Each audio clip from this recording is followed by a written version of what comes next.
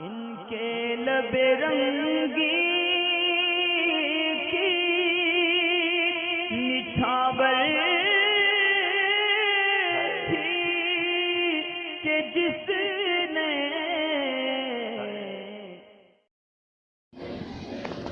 وعلیکم السلام ورحمۃ اللہ۔ فاطمہ محمد ہیں، ایک چھوٹی سی ہیلپ چاہیے کہ کر کے تمہارے گناہ مانگے تمہاری پناہ، تم کہو دامن میں آ، تم پہ کروڑوں درود۔ اس کا کیا مطلب ہے بتائیں؟ I am confused. اصل میں اس میں شاید باقی دقت جملوں میں تو نہیں ہے، پہلی لائن میں کنفیوژن لوگوں کو ہوتی ہے، کر کے تمہارے گناہ مانگے تمہاری پناہ، تو اس کا کیا مطلب ہے؟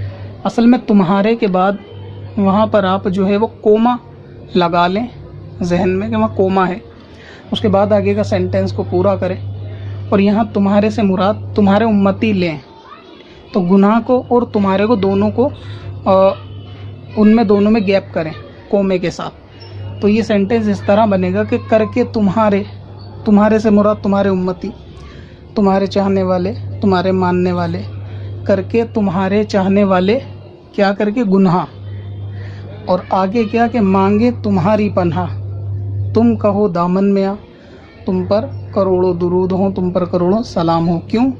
کیونکہ تمہارے چاہنے والے گناہ کر کے تمہاری مدد چاہتے ہیں، اور اس کے باوجود بھی تم ان کو اپنے پاس بلاتے ہو، ان کو بخشواؤ گے۔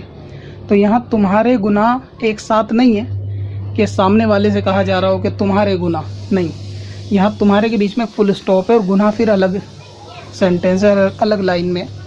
تو کر کے تمہارے یعنی کر کے تمہارے امتی گناہ، تو یہاں تمہارے سے مراد تمہارے امتی، تمہارے چاہنے والے، اس طرف یہ اشارہ ہے۔ خالی تمہارے گناہ کو ایک ساتھ پڑھیں گے تو وہ سننے سمجھنے میں ایسا آئے گا جیسے تھرڈ پرسن کے لیے یہ بات کہی جا رہی ہے کہ تمہارے گناہ، اصل میں وہ گناہ اپنوں کا ذکر ہے، اور یہاں تمہارے سے مراد تمہارے چاہنے والے ہیں، اور گناہ مطلب گناہ، یعنی کر کے تمہارے چاہنے والے گناہ پھر بھی مانگتے ہیں تمہاری پناہ، یہ اس طرح سے ہے، کر کے تمہارے گناہ مانگے تمہاری پناہ، تو یہ تمہارے مطلب تمہارے چاہنے والے، تمہارے امتی۔